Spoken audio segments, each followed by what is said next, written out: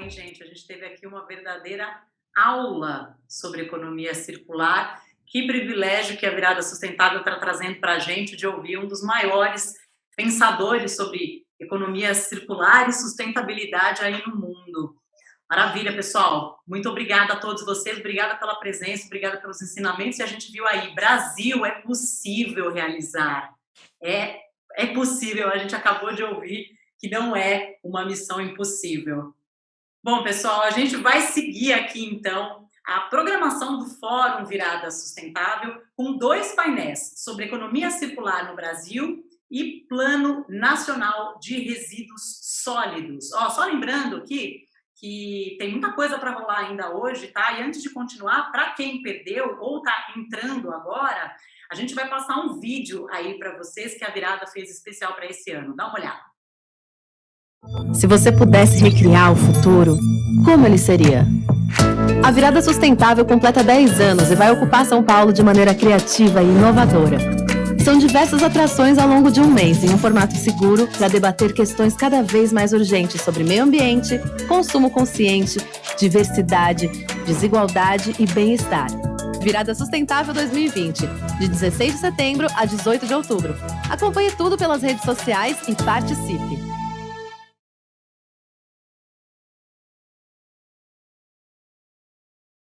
Muito bem, gente. Olha, fica atento aí ao QR Code que aparece na tua tela para contribuir para a campanha Virada Sustentável e Solidária. A gente conta com a tua contribuição para ajudar as cooperativas de catadores de São Paulo na retomada das suas atividades.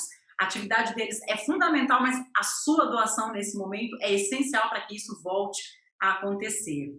Tá? E a gente vai seguir agora com o painel Economia Circular no Brasil. Esse painel é realizado em parceria com a Abrelp e com a CIMA e um oferecimento da Gerdau.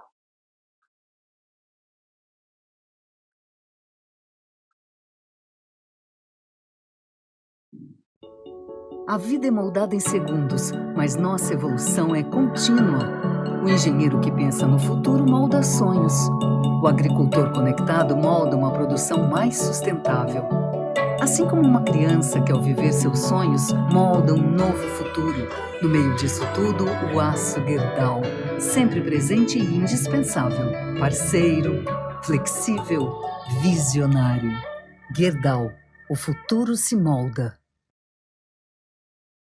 Agora eu quero dar as boas-vindas aos nossos convidados desse painel, a começar pelo Paulo Bonef, gerente de responsabilidade social da Gerdau, seja muito bem-vindo. Ao Rodrigo Oliveira, CEO do Green Mining, bem-vindo também. Suzane Gomes, gerente de desenvolvimento da Corpus Saneamento e Obras, seja muito bem-vinda. E de volta o nosso mediador, o Emanuel Alencar, jornalista e assessor de sustentabilidade do Museu do Amanhã. Bora lá, Emanuel. Oi, pessoal, prazer enorme estar aqui com vocês. Uma saudação a todos. Vamos debater um pouquinho economia circular no Brasil, sucessos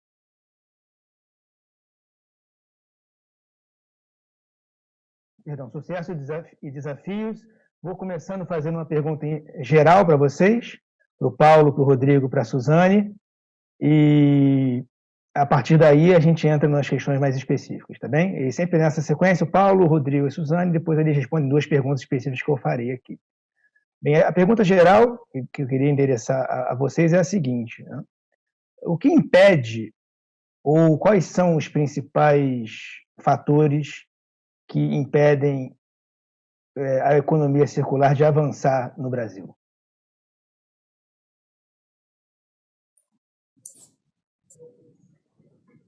Bom, boa tarde a todos. Obrigado, Emanuel, Carla, pela apresentação.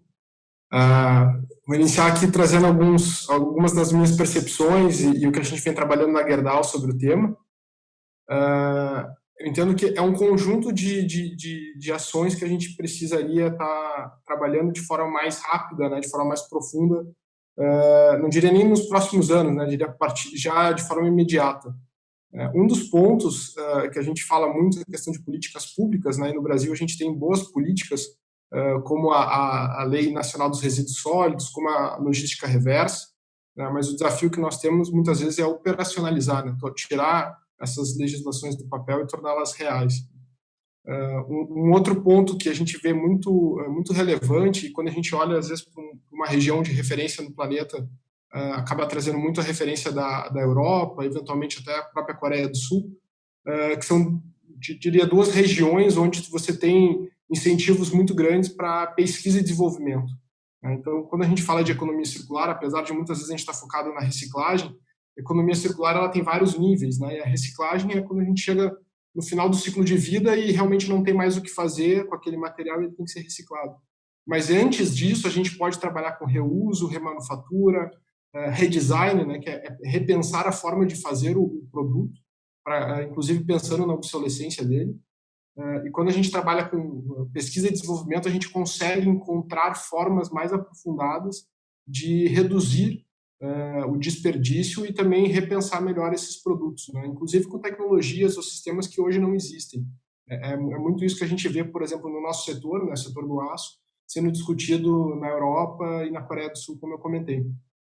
E acho que um terceiro ponto relevante também é a questão a gente fala muito de consumo consciente, eu gosto de trazer consumidor consciente.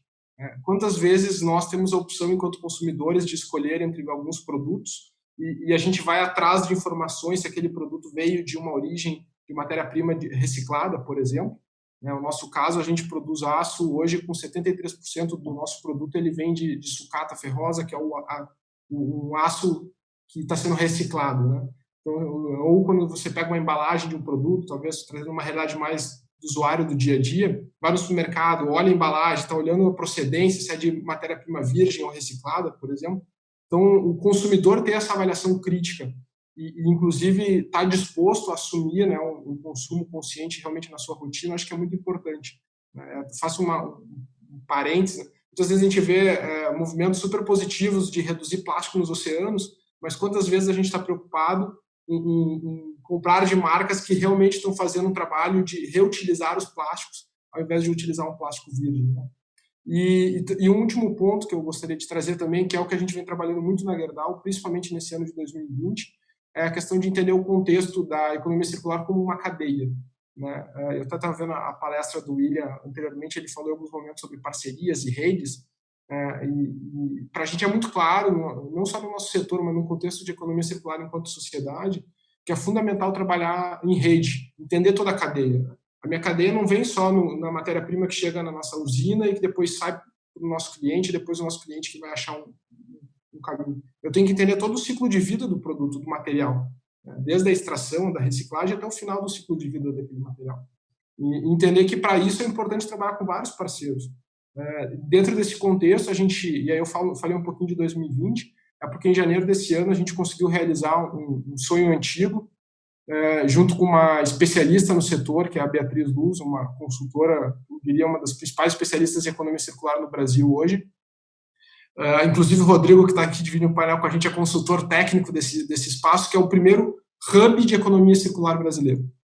O primeiro, o único, né, hub de economia circular brasileiro, que tem como um dos objetivos inclusive fazer essa união de atores do setor público, privado, academia, para que juntos nós podemos trabalhar não só conhecimento, mas também desenvolver ações conjuntas. Tem um exemplo que a gente vem trabalhando agora, estudando junto com a Electrolux, com a Convexo, que é como que a gente pega a linha branca, né, pós-ciclo de vida, e traz para a Gerdau para a gente reciclar, em vez de correr o risco de parar em lugares inadequados. Agora tem um outro trabalho que a gente vem fazendo com a nossa operação florestal, junto com uma empresa de tinturas para cabelo, e de trazer os materiais que são gerados na nossa operação florestal, que não vão ser utilizados no processo produtivo, que possa ser usado como insumo para essa empresa de pintura, de itens de pintura. Então, como que a gente olha, inclusive fora do nosso setor, né? São setores, às vezes, que são complementares, ou que podem estar trabalhando junto, para a gente acabar buscando aí um resíduo zero, quando a gente fala de setores industriais ou inclusive de setor de consumo no geral. Então, eu te diria que essa questão de rede ela é fundamental e aí trazendo alguns, acho que para o público em geral que talvez não conheça do Hub de Economia Circular, a gente criou esse Hub com quatro premissas. Eu falo a gente, mas não estou dizendo só a Gerdau, né? A Gerdau e mais outras empresas que junto com A gente desenhou isso ao longo de 2019 e em janeiro desse ano foi ao ar esse hub, mas o objetivo basicamente é gerar conhecimento, formar redes internacionais, então dialogar com o hub da Holanda, o hub da Alemanha, o hub da Coreia do Sul, da Finlândia, te diria que são as regiões onde vem trabalhando de forma mais estruturada isso, fazer projetos em parceria, né, que é talvez para as empresas em curto prazo gera um grande impacto, e por último é trazer um debate público. E aí eu também cito exemplo, no painel anterior estava o pessoal da CNI, um representante da CNI, a CNI tem sido um grande ator aí, engajando a sociedade para debater, principalmente na área da indústria, claro, mas como que a gente estrutura esse debate público através de eventos, congressos e espaços onde a gente possa estar trazendo isso para a pauta, assim como outras organizações públicas, como o próprio BNDES, também construiu no último ano alguns espaços de debate, e o que a gente fala é muito trazer esses atores e trabalhar em rede, né? Te diria que o Brasil ele debate muito o tema, talvez nos últimos 2 ou 3 anos, mas a gente ainda tem uma fase de maturidade a chegar e talvez olhar referências para fora e tentar trazer isso para dentro de casa. Então, entendo que são os pontos que eu poderia compartilhar nesse primeiro momento. Obrigadíssimo. Da Gerdau para Green Mine, Rodrigo, fala aí, concorda? E gostaria de acrescentar mais algumas coisas e com uma visão agora totalmente de uma empresa aí que está começando, né? E já com tanta ressonância mundo afora. Obrigado, Emanuel. Primeiro, boa tarde a todos. Um prazer estar aqui, né? Uma verdadeira felicidade poder compartilhar um pouco da experiência e discutir o tema. E já trazendo o primeiro ponto, na minha opinião, que vai realmente fazer essa mudança, né, para a economia circular é a formação. O Paulo colocou super bem, assim, como é importante a gente ter esse conhecimento, né, disseminar o conhecimento, mas a formação básica é importante. Não existe ainda uma graduação, por exemplo, de economia circular, ou existem alguns cursos, mestrado, algum pós, alguma especialização, mas não existe ainda a doutrina, o passo a passo, né, de como a gente cria essa economia circular, né? O conceito a gente já vem disseminando, já vem sendo disseminado há alguns anos, mas realmente como você traz isso para a realidade, como você traz isso para a prática, não é simples, né? A gente está doutrinado, a gente vem sendo doutrinado a pensar de uma forma bastante matricial. E o pensamento circular, ele é totalmente diferente. E a palestra anterior do William foi excelente, que você já percebe como são sacadas, como são coisas onde você analisou o erro, analisou, não o erro dizendo em formas de, putz, você está fazendo coisa errada, mas assim, a forma anterior que era feita, sem esse pensamento circular, sem essa visão de longo prazo dos recursos, como a gente estende essa vida, como a gente olha diferente para o material que é extraído, né? Eu costumo dizer que eu me deparei com a economia circular pela primeira vez num mestrado em sustentabilidade, né? E comecei a me apaixonar por isso e entender. Eu brinco, quando a gente coloca o óculos da sustentabilidade, você começa a olhar para tudo como recursos, né? É o tecido, que era um algodão processado, é o computador, que era um minério processado, é o copo de vidro, que era uma areia processada. Então, quando você começa a olhar para tudo como os recursos e entender que a gente vai ter que buscar preservar, né, deixá-los o máximo de tempo por aqui, sem ter que extrair mais, sem ter tantas emissões envolvidas no processo, a gente muda esse conceito. Então, uma forma interessante, né, usar a teoria U do Otto Scharmer, eu acho super inspirador, porque é uma forma de você buscar fazer um download, né, ou seja, tirar todas essas amarras, esses preconceitos que a gente tem dos processos naturais e construir processos totalmente diferentes, realmente questionando os status quo para surgir, para emergir algo novo, inovador, que quando você olha, nem parece ser até simples, né? Mas foi criado através de um novo pensamento, de algumas coisas que estavam provavelmente erradas e podem ser evitadas. E, com certeza, a melhor forma de criar esse pensamento é através da cooperação, né? E o Paulo deu um super exemplo aí do Hub de Economia Circular, o futuro Instituto de Economia Circular, com vários pensadores, vamos dizer assim, que estão olhando para isso, com várias empresas que estão olhando para isso, com vários processadores que estão olhando para isso, e certamente a coisa mais, o maior poder do Hub é o volume de pessoas pensando nisso, né? É quanto mais gente, melhor. Não é, o grupo não é fechado, é um grupo aberto. A ideia é realmente você ter mais criatividade e mais sinergia entre as empresas. Então, realmente, a cooperação, eu acho que vai ser o melhor caminho para o Brasil andar mais ágil na agenda da economia circular. Muito obrigado. Obrigado, Rodrigo. Suzane Gomes. Prazer, Suzane. Gerente de desenvolvimento da Corpus Saneamento. Sua visão, por favor. Obrigada, Emanuel. Obrigada, Carla. Concordo com o que o Paulo e com o que o Rodrigo colocou aí, tá? A nossa visão aqui, como a gente sendo operador de resíduos sólidos, a gente tem grandes volumes de itens de logística reversa. Eu colocaria 3 pontos que eu acho que são relevantes aí, que está impedindo um pouco. O Paulo colocou sobre a questão de regulamentação. A gente tem a Política Nacional de Resíduos Sólidos, que definiu todas as regras, porém carece de regulamentação disso. Eu acho que isso são um dos empecilhos que está impedindo da gente evoluir aí na economia circular. Um outro ponto é incentivos. A gente ainda é estimulado a consumir muita coisa sem estar pensando no que a gente está consumindo. Então, tem incentivos para que a gente repense isso, para que a gente repense antes da gente consumir que produto é esse que a gente está consumindo, principalmente no nosso caso são muitas embalagens que vão parar no resíduo sólido, tá? Urbano. E por último, a gente tem uma regulamentação, a gente tem uma lei, a gente precisa que ela se regulamente e principalmente que tenha uma fiscalização disso. Porque somente quando a gente está sendo fiscalizado, sendo punido, né, a gente ainda tem essa necessidade, que isso realmente vai começar a evoluir no país. A gente tem, como operador de resíduo sólido urbano, então a gente tem volumes muito grandes. E, então, por isso, carece mesmo de uma regulamentação bem específica sobre o tema e, principalmente, uma fiscalização. E incentivos, porque a gente tem grandes possibilidades de geração de renda em vários itens que estão aí de economia circular. Geração de renda não só com relação ao que se está fazendo com esse resíduo, mas o Paulo falou sobre redesign de produtos, então tem uma cadeia gigantesca de possibilidades de renda na economia circular. É isso. Agora vamos entrar nas perguntas específicas. Paulo, queria que você contasse um pouquinho para a gente como são os processos e resultados da Gerdau no Brasil, em comparação com outros países onde vocês atuam, na agenda da economia circular. Bom, acho que eu vou começar trazendo uma breve história, Emanuel, aí da estrutura nossa de economia circular, né? A gente montou uma estratégia de economia circular em 2018, relativamente nova, 2 anos de estratégia definida, apesar de já trabalhar com o tema, por exemplo, de sucata ferrosa desde os anos 70, né? E aí tem um volume grande, né? São 15 milhões de toneladas de sucata que todos os anos a gente processa, não só no Brasil, mas em todo o continente americano, no Canadá, Argentina.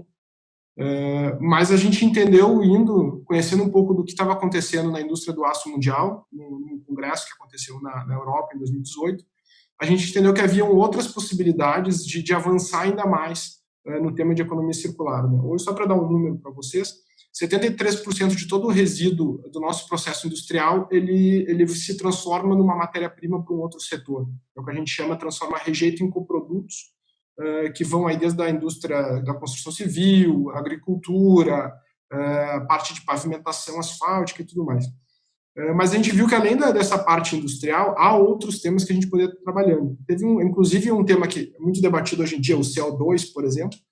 Na Europa já tem estudos de como transformar CO2 em coproduto, né? Ou seja, ele sai da indústria do aço e vira matéria-prima numa indústria química, por exemplo.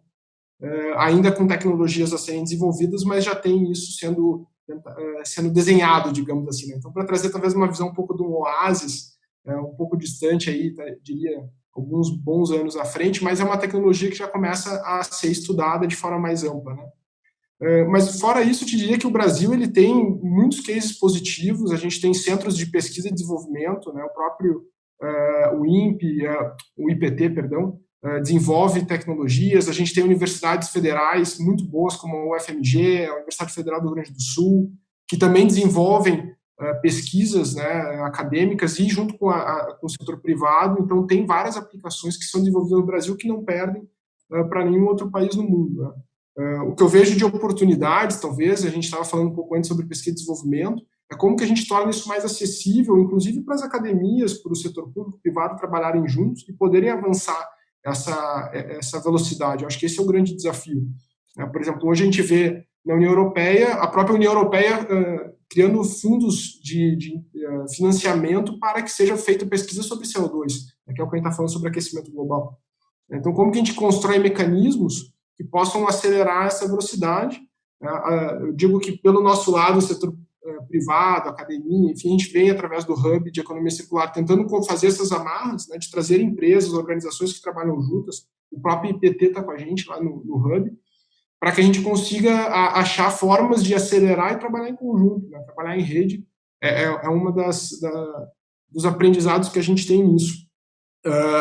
E aí, trazendo alguns exemplos, talvez aqui do Brasil, né, quando a gente fala de desenvolvimento, vou trazer 2 casos nossos do ano passado, que foram desenvolvidos. Um deles foi com a UFMG em Minas Gerais, que é trabalhar rejeitos do processo de mineração. No Brasil todo mundo conhece, normalmente a mineração tem ainda barragens, né? A gente fez um projeto de 2 anos que construiu uma casa, que a gente chama Casa Sustentável, o nome do projeto. Foi feita uma casa no modelo Minha Casa Minha Vida, com o arquiteto Gustavo Pena, que trouxe todos os conceitos de sustentabilidade, e 40% da casa inteira foi feita com rejeitos do processo de mineração. Então, isso mostra, a casa existe, está em pé lá em Minas Gerais, em Ouro Branco. Fica o convite para quem quiser visitar no momento pós-Covid. Mas é um espaço nosso, de um biocentro nosso, então, inclusive, ele é um espaço para educação, as academias frequentam normalmente, e mostra que é possível a gente construir no modelo, né, de uma construção popular, conforme regras do governo, do Minha Casa Minha Vida, mas utilizando materiais que já estão disponíveis e que não vão ser colocados, por exemplo, num aterro ou dispostos em algum lugar, né? Então, isso é um exemplo claro de como isso é possível ser feito aqui no Brasil, com tecnologia brasileira, com a universidade brasileira envolvida. E um outro exemplo que a gente fez numa unidade nossa no interior de São Paulo, que aí a gente fala muito de logística reversa, mas o passo à frente é o redesign, né, que a gente já falou um pouquinho antes. Então, a gente tem uma peça que nós fazemos na nossa unidade de Pindamonhangaba, que é um cilindro de laminação, uma peça grande, às vezes do tamanho de um carro, de aço maciço, e que normalmente ela não teria retorno pós-ciclo de vida. E o que nós fizemos junto com a nossa equipe de pesquisa, desenvolvimento e engenharia dessa unidade foi fazer um MVP ano passado de um sistema onde a gente traz de volta essa peça, ela consegue ser desmontada e se transformar em uma sucata. E por ser um cilindro especial, um aço especial, ele tem ali ligas que tem valor agregado significativo, né? É um aço limpo, e também, de outro lado, eu consigo ter uma rastreabilidade do meu produto, né? Então, ele vai da linha de produção até o retorno, a gente mapeia ele, qual é o cliente que está com aquela peça, qual é a formação de ligas que ela tem, e receber de volta esse material, e, ao mesmo tempo, cria uma relação com o cliente. A gente garante para o cliente que aquele material vai virar um novo cilindro, que pode, inclusive, voltar para ele, então ele não vai ter nenhum resíduo naquele material, e também o cliente acaba tendo uma questão ali de a gente criou um sistema no passado de como se fosse umas milhas, né? Uma premiação onde o cliente trabalhando essa logística reversa junto com a gente, ele vai ter um acesso a um produto com valor diferenciado, vai ter uma espécie de desconto na compra do material novo. Então, são formas, de novo, de fazer aqui no Brasil, usando esse exemplo até do cilindro. A gente usa um case da Coreia do Sul, de uma empresa de aço lá, que também é uma referência para a gente, e com tecnologia brasileira, com estudantes brasileiros. Esse teve apoio da Fundação Dom Cabral aqui em São Paulo, e a gente conseguiu fazer 2 cases aí que agora estão numa fase de escala, né, principalmente o de Minas Gerais, que a gente tem um potencial de negócio grande para reduzir resíduos, e 100% criados dentro de casa. Então, acho que quando a gente fala muito de Brasil, a gente tem bons temas para trabalhar, bons times, mas o nosso desafio é a escala. Então, aí fica também, de novo, um convite para organizações que estejam aqui com a gente participando da live, que tenham interesse de conhecer o Hub de Economia Circular.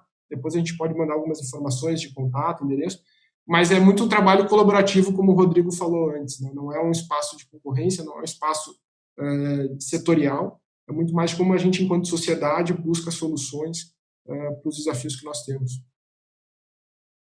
Maravilha. Pegando carona no que o Paulo falou, do desafio da escala, minha pergunta para o Rodrigo é o seguinte, Rodrigo, qual o critério para a escolha do material que vocês vão trabalhar e das praças de atuação da Green Mine? Joia. O material que a gente resolveu iniciar o nosso processo foi o vidro, e a gente acabou optando pelo vidro exatamente para uma prova de conceito, pensando que como o vidro, no mercado da reciclagem, no mercado padrão da reciclagem, é um dos piores materiais, né, em termos de um material com menos valor, com maior peso logístico, abrasivo, cortante, que machuca, que grande parte dos catadores mesmo nem querem trabalhar com esse material. O que a gente quis foi exatamente se provar, dizendo, se for possível com o vidro, com o resto é super tranquilo. E aí a nossa forma de trabalhar vem muito com colocação de tecnologia, né? Então a Green Mine é uma clean tech que está nesses mercados de startup olhando de forma eficiente para executar uma logística reversa. Então, é um grande sistema que tem software, tem hardware, tem operação em conjunto, olhando para a eficiência. E aí a eficiência que vai dizer qual o melhor lugar. Então, a gente desenvolveu diversos sistemas. Um primeiro sistema se chama Waste Finder, o encontrador, o achador, o encontrador de resíduos, né? O que a gente faz? A gente pega os dados de venda da indústria, usa algoritmos para fazer um depara e entender quais são as embalagens que vão ser geradas daquela indústria e pega os locais onde a indústria vendeu o material e joga esse volume de resíduo que vai ser gerado de forma georreferenciada. Então, quando a gente plota isso no mapa, a gente começa a ver grandes volumes, o que a gente chama de hotspots, pontos de concentração com grandes quantidades de resíduo da indústria pós-consumo que vai ser gerado. Óbvio, com um backdata mensal, eu consigo projetar o que vai ser gerado naqueles pontos no futuro. E aí, a parte bacana é que a gente começa a fazer concatenação em raios curtos de 2 quilômetros de operação, que na verdade é um grande bairro, em que a gente coloca triciclos de carga, ou seja, veículos não motorizados, né, que já vão passando nos locais pré-estabelecidos e que já começaram a fazer a segregação na fonte, né, para que a gente tenha uma eficiência no processo. E o que faz essa eficiência acontecer é exatamente as pessoas separarem o material corretamente. Então, quando eu tenho só vidro e eu trago isso de volta para a cadeia, para um hub de concentração, ele não precisa ser triado. Ele pode ser enviado diretamente para uma usina. Então, ele vai ter uma perna só, na verdade, da grande logística, da logística cara, com motorista, com caminhão e tudo mais, porque a primeira logística foi totalmente feita para a gente concentrar.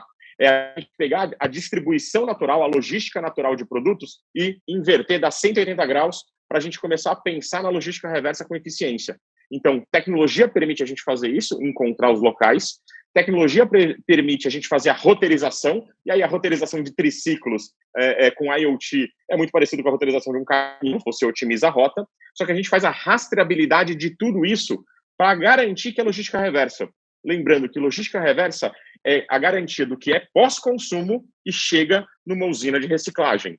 Então, eu consigo ir ponto a ponto, pesar em loco os materiais, os sacos de lixo individuais, e jogar no sistema que garante que aquela informação nunca vai ser alterada, já que toda essa cadeia está em blockchain. Então, ele é pesado naquele local, chega no hub de concentração, ele é pesada a caçamba que transporta o material até chegar na uma usina que pesa pela terceira vez, garantindo total rastreabilidade do material e a conformidade numa logística reversa com compliance trabalhista, né? Ou seja, a gente contrata as pessoas para executarem esse serviço, já que ele é totalmente segregado na fonte. Então, esse é o principal formato que a gente faz para encontrar aonde vai ser locados os hubs, locais de grandes concentrações e, naturalmente, com o menor custo logístico. A gente brinca que a nossa operação não tem glamour, né? Quem quiser visitar é super aberto. Os hubs são simples, são vagas de estacionamento, caçambas nessas vagas, porque a nossa operação tem que ser de baixo custo. Não adianta a gente querer colocar tenda, colocar um monte de coisa, alugar um imóvel para fazer isso. O negócio precisa ser racional, baixo custo, para fazer sentido para toda a indústria se engajar. Maravilha. Minha pergunta agora é para Suzane. Como funciona, Suzane, a PPP lá de Salto?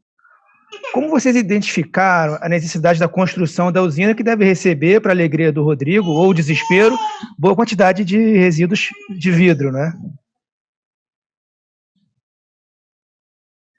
Então, Manuel, a gente tem em Salto, a gente tem uma PPP, que ela tem a usina, faz parte, acho que parou o vídeo.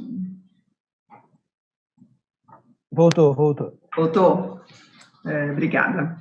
Então, em Salto, a gente tem uma PPP de manejo de resíduos sólidos, e a usina faz parte do todo, de todo esse processo. Tá? Ela é uma PPP que ela é focada em são quatro grandes macros programas. A gente tem um programa que a gente fala de manejo de resíduos, onde a gente atua no manejo de todos os tipos de resíduos públicos. Então, a gente não está falando só dos resíduos domiciliares, a gente está falando também de resíduos da construção civil que são colocados na rua, de resíduos recicláveis, de resíduos de serviço de saúde, de resíduos de manejo de capina, esse tipo de resíduo, de varrição. Então, tem todo o manejo desses resíduos. A gente tem um outro programa, que é onde entraria a usina, que é o de minimização de resíduos, que é onde a gente trata dos sistemas de tratamento desses tipos de resíduos. Além da usina de valorização de resíduos, a gente também tem uma usina de valorização de resíduos da construção civil também, e dentro desse programa tem toda uma rede de ecopontos na cidade. E entra também toda a logística de fazer os materiais recicláveis. Os materiais recicláveis, eles são os materiais coletados nesses ecopontos, e a gente tem todo um sistema de coleta subterrânea na cidade, onde o próprio município leva os resíduos lá. Tá? A gente tem uma cidade que ela é a primeira cidade brasileira 100% de coleta mecanizada. Então, a cidade já tinha um perfil de inovador, tanto é que a gente caminhou com mais facilidade para essa usina. E transversal tem o programa de arborização urbana, a gente tem toda a cidade, ela é georreferenciada, toda a arborização urbana da cidade, é como a gente controla a gestão dos resíduos da arborização e poda desses resíduos, poda de árvore. Transversal a isso, tem todo um programa de conscientização ambiental, de educação da população, de como que ela vai fazer esses resíduos. Todo o projeto, ele é sustentado pelos degraus da Política Nacional de Resíduos Sólidos, de não geração, redução, reutilização, reciclagem, tratamento e, por fim, a disposição final em aterro sanitário. Tá? Segunda pergunta... Zone, para quem não conhece, Salto fica em São Paulo, né? Explica onde Salto, fica. na cidade do interior de São Paulo, a gente está mais ou menos 100 quilômetros de São Paulo. Pertinho, né? Salto é bem conhecido por causa do Rio Tietê. Passa o Rio Tietê, de vez em quando tem um acúmulo lá de material reciclável que vai pelo rio. Então, a usina, ela faz parte de todo esse projeto. Ela é uma parte de todo o projeto. Ela é uma parte muito importante, mas ela é uma parte do todo aí nesse projeto aí da PPP. Interessante, assim, que a gente tem um modelo lá, que os serviços são avaliados por desempenho. E o sucesso disso é porque tem uma conexão muito grande entre o poder concedente, o parceiro privado, que somos nós, e os usuários dos serviços. Os três estão muito alinhados de como isso acontece. Então, a população participa muito ativamente de todo esse sistema, que inclusive ela faz uma avaliação do desempenho da concessionária, no caso a gente, durante determinado período.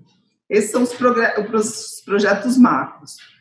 A gente tem outros que são um pouco menores, mas, por exemplo, a gente faz toda uma logística dos recicláveis de todas as escolas públicas do município.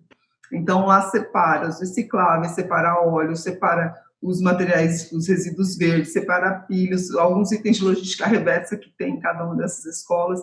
Então, tem uma coleta diferenciada para as escolas. A gente faz isso em feiras também, tem uma coleta diferenciada em feira, onde a gente separa o reciclável, a gente separa os orgânicos que vai para uma compostagem, que retorna para o município na área de arborização. Então, quando a gente vai fazer um plantio, a gente faz a adubação com fertilizante que é produzido das feiras e de outros resíduos de poda do município. Então, tem outros programas que acontecem junto. Então, por exemplo, no caso de feira, a gente, grande parte ia para o aterro, hoje vai em torno de 5% a 10% só que está indo ainda para o aterro da feira. A gente também tem um outro programa que também teve uma redução, uma conscientização do resíduo de serviço de saúde, onde segregou exatamente o que precisa de fato ser tratado, que não é, nunca é 100%, tem muita embalagem ali. Então, a PPP ela tem um projeto amplo, e aí a usina está lá, a gente começou, a gente separa grandes volumes de recicláveis que vêm da coleta seletiva, mas também que vem da coleta urbana, que ele passa primeiro para a usina para tirar os recicláveis lá. Beleza, Suzane. Aguenta aí que depois a gente já volta a conversar um pouquinho sobre a experiência de Salto. E para o Paulo, minha pergunta é a seguinte, Paulo. Os números da Gerdau já são altos, com mais de 70%, você falou 73%, né? % de reaproveitamento dos coprodutos. Qual é a estratégia para chegar aos 100% e se isso é possível? Essa é a pergunta de $1 milhão, Emanuel. Só para ajustar um número, 78% é o nosso volume de coprodutos, 73% é o nosso volume de matéria-prima à base de sucata. São os dois. Perfeito. Tá. A gente gosta de trazer e, ao mesmo tempo, também tem trabalhos internos para tentar alavancar. Eu até vou te responder essa pergunta, vou tomar a liberdade de dividir ela em duas partes, a resposta, tá, da nossa estratégia, porque as duas fazem parte de uma estratégia mais ampla de economia circular que a gente tem, com base até no diagnóstico que a gente fez há 2 anos atrás, com o apoio de uma consultoria. Quando a gente fala dessa questão transformação de rejeito industrial para coprodutos, né, ou seja, novas matérias-primas para outros setores, a gente tem uma equipe nossa hoje baseada em Minas Gerais, que trabalha muito com a parte de pesquisa e desenvolvimento. E aí quando você fala, como que a gente acha esses 22% que estão faltando? P&D. Porque se tivesse aplicação em outros lugares do mundo, em outras empresas do aço, seja na Europa, seja em qualquer outra para o mundo, o setor compartilha essas informações, faz o benchmark e você traz essa tecnologia. Então, muitas vezes não tem a tecnologia ou a transformação necessária para que haja uma aplicação daquele material. Então, a gente trabalha muito com P&D. E aí eu citei alguns exemplos de algumas universidades federais que a gente trabalha. Hoje, inclusive, a gente tem uma parceria com o pessoal do Cefet Minas Gerais, por exemplo, num projeto super interessante que a gente está desenvolvendo. E eu vi que tem alguns empreendedores, algumas organizações aqui de talvez startups. Nesse momento, a gente está aberto com o programa Gerdau Ventures, que é um programa nosso de buscar empreendedores que tenham soluções, que inclusive um dos braços é a sustentabilidade na cadeia do aço, que podem se inscrever, está aberto lá no site da Gerdau, o Gerdau Ventures, que inclusive é a oportunidade não só de receber funding, mas também, eventualmente, ter negócios junto com a Gerdau. Então, esse é um braço, tá? Que eu diria que eu trouxe exemplo, inclusive, da Casa Sustentável, que é hoje, diria, a menina dos olhos, que funciona com energia solar, energia eólica, reaproveitamento de água, ventilação natural. Eu brinco, é uma obra de arte que o Gustavo Pena fez com a gente lá em Minas Gerais, que é um grande arquiteto. E do outro lado, eu te diria que é o nosso DNA, e muitas vezes a gente se apresenta mais até como reciclador do que como indústria do aço. A gente tem quase como se fosse 2 crachás, porque desde os anos 70 a gente trabalha como uma grande recicladora. Todo o trabalho começa com os carrinheiros, os sucateiros, cooperativas de reciclagem, às vezes passa por alguns intermediários, em alguns casos vem direto, mas no final acaba parando na Gerdau, onde a gente transforma uma geladeira velha, um carro velho, uma bicicleta velha em um aço novo para aplicação em qualquer item que pode retornar para nossas casas, né? E a gente vem trabalhando, e eu acho que esse é um grande desafio, que aí depois acho que o Rodrigo pode complementar, porque quando a gente fala muito de reciclagem, a gente tem esse desafio da escala que a gente estava falando. Eu, particularmente, trabalho já há 12 anos com o tema de cooperativas de reciclagem por meio da Gerdau. Esse ano, por exemplo, a gente está apoiando aí um pouco mais de 200 cooperativas no Brasil. Em função do Covid, o tema ficou um pouco mais agravado, né? Muitos pararam de trabalhar. Mas a gente vem trabalhando com vários projetos do Prolata da Beaço e o Green aqui em São Paulo, trabalha com algumas organizações também do setor privado, do setor público e privado, mas a gente vê que um volume é tão grande e há uma dificuldade tão grande do processo de retorno dos materiais que só as cooperativas não vão resolver o problema. É um conjunto de soluções, não tem uma bala de prata que vai resolver tudo. Então a gente super confia e nós somos parceiros das cooperativas, nós falamos, a gente compra sucata ferrosa de qualquer cooperativa no Brasil que queira vender para Gerdau. A gente tem e aí um desafio também, acho que o Rodrigo e a Suzane, talvez a Suzane também possa complementar, que é o desafio logístico, né? Por vezes as cooperativas que são tão remotas, o custo maior é o frete de um caminhão para deslocar uma sucata, por exemplo, no centro-oeste ou no norte do Brasil, que por vezes tem que pegar barco, caminhão e tal, até chegar numa usina nossa que geralmente ficam nos estados costeiros, né? Então você tem uma questão logística aí bem complexa para equalizar. E por último, que eu também trago assim como um ponto que a gente vem trabalhando, eu acho que pode ajudar muito, a questão das aceleradoras. Aí faço de novo um comentário para os empreendedores e empreendedoras, né, startups, estudantes que estão vindo com ideias inovadoras. A gente acredita que para resolver essa questão de inovação em escala, passa muito pelo ecossistema de startups. Então, hoje a gente tem a Gerdau Ventures, que é dentro da nossa área de inovação mais focada em business, mas a gente também tem outras aceleradoras, uma que é o Gerdau Builders com a Endeavor, outra é a Anshan, o Anshan Lab com a Anshan, que a gente está acelerando agora esse ano 10 empreendedores focados em reciclagem, que é justamente para tentar achar soluções que a gente não pensou ainda e que eventualmente possam vir a ser parceiros nossos em projetos ou, inclusive, associados. E aí também ficou o convite. De novo, acho que parcerias é o caminho que vai nos levar a não só aumentar o nosso 78% para chegar aos 100%, mas também aumentar o nosso percentual de sucata disponível no mercado. Falei para vocês, são milhões de toneladas de sucata que todo ano passam pela Gerdau. A gente às vezes gostaria que fossem mais, mas não tem sucata disponível. A gente trabalha sucata industrial, compra de carro velho do Detran, desmanche de navio obsoleto no Rio de Janeiro. Então a gente vai achando soluções para tentar achar sucata. Mas realmente, se a gente tivesse um contexto de logística reversa funcionando na plenitude, talvez com percentuais de outras regiões do planeta, a gente teria aí mais sucata disponível e também trabalhar com um índice ainda maior de sucata nas nossas plantas. Perfeito. Rodrigo, como administrar os custos de contratação formal de pessoal da Green Mining e, ao mesmo tempo, lidar com o baixo valor de mercado do material, no caso, o vidro? Eu lembro a vocês que, segundo dados da Abvidro, com quem eu conversei para fazer uma reportagem sobre os 10 anos da PNRS, as embalagens de vidro hoje que circulam no Brasil têm a mesma quantidade de vidro das embalagens que circulavam em 2010. A gente avançou muito pouco, lamentavelmente, na reciclagem do vidro. Então, essa pergunta, né, falando um pouco desse seu desafio, lidar com o mercado ávido por caco, mas ao mesmo tempo não chega, né? Aqui na Zona Norte do Rio tem uma indústria de vidro, está doida para receber o caco, e o caco não chega. Joia. Eu acho que tem duas visões, né? A logística realmente é um puto desafio, a gente sabe disso, e a gente precisa ter um olhar cirúrgico quando a gente analisa cada tipo de material. E quando eu falo tipo de material, estou falando, na verdade, não só no tipo de embalagem, mas o seu momento de consumo e o seu momento de descarte. Então, muitas vezes, os projetos de logística reversa, eles são tailor-made, né? Entendendo o momento de consumo, quem consome e como a gente faz para trazer isso de forma eficiente.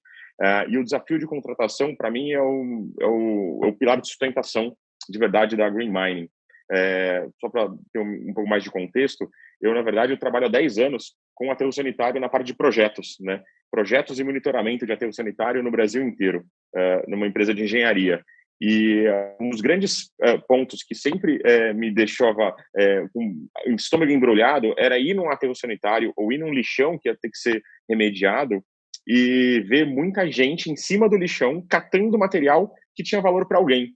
Você via até criança, você via mulher grávida, e você vê. Se você visita em lixões hoje, você ainda vê essa realidade, infelizmente, né? E não faz sentido nesse processo quando você tem recursos vindo da extração natural com toda a cadeia respeitada, né? Então, o que a gente precisou fazer exatamente nesse modelo foi transformar essa venda de produto em venda de serviço.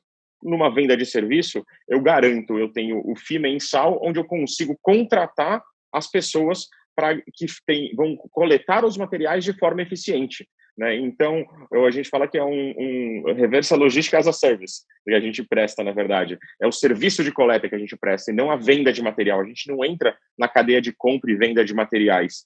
E é isso que foi a parte, acho que, mais bacana do desafio, da gente se propor como uma startup de prestação de serviço de logística reversa eficiente, em que empresas como Ambev, como Unilever, junto com a Wise, e algumas outras como Ibema, até pilotos com Natura e alguns outros, toparam assim, poxa, bacana, faz sentido esse formato, né? Quando a gente discute com catadores ou com cooperados, putz, eu tenho encontrado o Roberto da Ancat por aqui, ou outros que a gente conversa bastante, a prestação de serviço faz muito mais sentido. Inclusive, a lei sugere prestação de serviço, né? O que a gente fez é o seguinte: tem que ser eficiente. Não adianta a gente querer que a indústria abraça a árvore e uma indústria com fins lucrativos pare de ser uma indústria com fins lucrativos, né?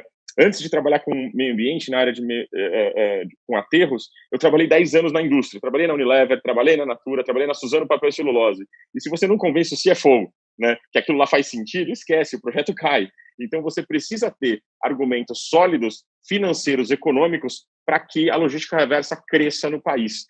E, mais uma vez, voltando ao ponto do final do Paulo, essa cooperação, né, você ter gente em conjunto, trabalhando junto. Hoje a gente está no Braskem Labs, então a gente participa de aceleração, vou me inscrever da Gerdau com certeza, mas a gente está num projeto muito bacana, vou trazer a Gerdau para a gente fazer parte desse projeto. Então, assim, mais gente junta, pensando em como fazer junto, a gente consegue ter eficiência, né?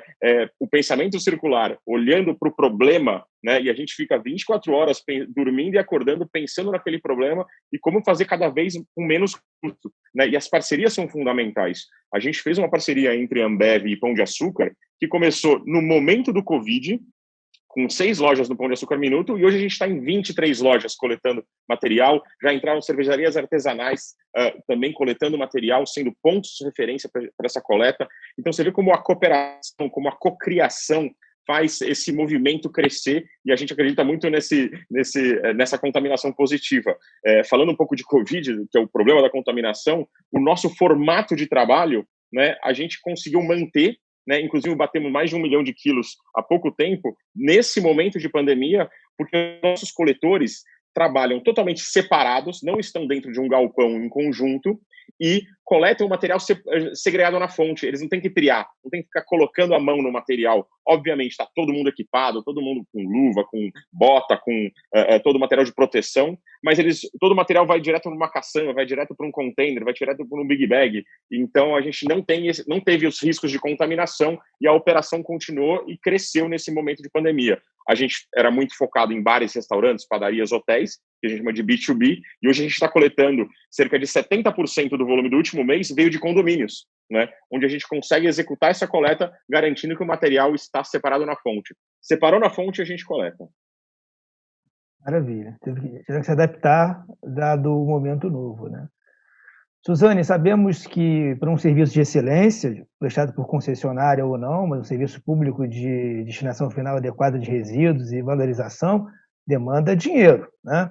E a gente tem aqui no Brasil histórias muito traumáticas até de governantes que quiseram implementar taxas de lixo e foram espinafrados, para dizer o mínimo. A minha pergunta para ti é a seguinte: qual o impacto financeiro para os munícipes de Salto dos serviços que a concessionária Corpus de Saneamento faz, e quais os desafios encontrados no primeiro mês de funcionamento de vocês? Obrigada, Manuel.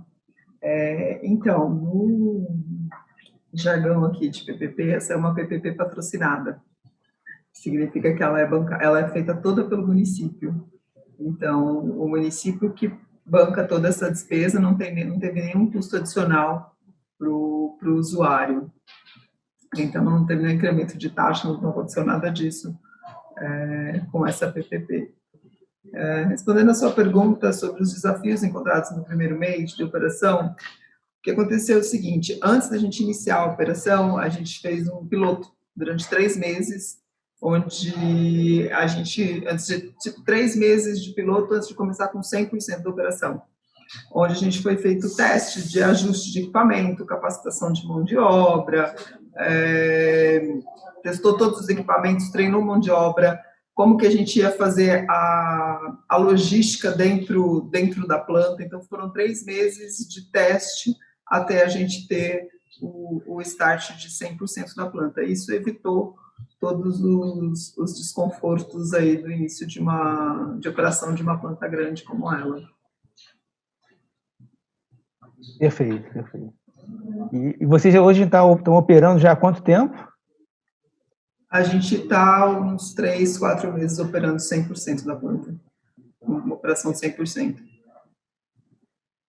Perfeito. E desafios para implementar, para ampliar, isso tem que esperar um pouquinho para ver como é que vai ficar. Sim, tem. Assim, o modelo da PPP, isso tudo já está planejado, tá? Bem como a implantação da planta já era planejado desde o início da operação, que foi É uma concessão a longo prazo, né? A longo prazo. Então, é um período longo, então a gente já tinha planejado a instalação dessa usina desde 2003, quando se iniciou o período da concessão. E aí, qualquer ampliação, ela está sempre... A gente tem esse planejamento aí dessas ampliações. E a opção de fazer o teste foi justamente para a gente evitar surpresas futuras e também para a gente... só a gente colocando lixo lá para a gente saber mesmo como que ele ia ser o desempenho dela. Maravilha. O meio ambiente agradece. E agradecer vocês, Paulo, Rodrigo, Suzane, pela brilhante participação. Continuar acompanhando aqui o Fórum Virada do Sustentável. Eu chamo a Carla para a gente encerrar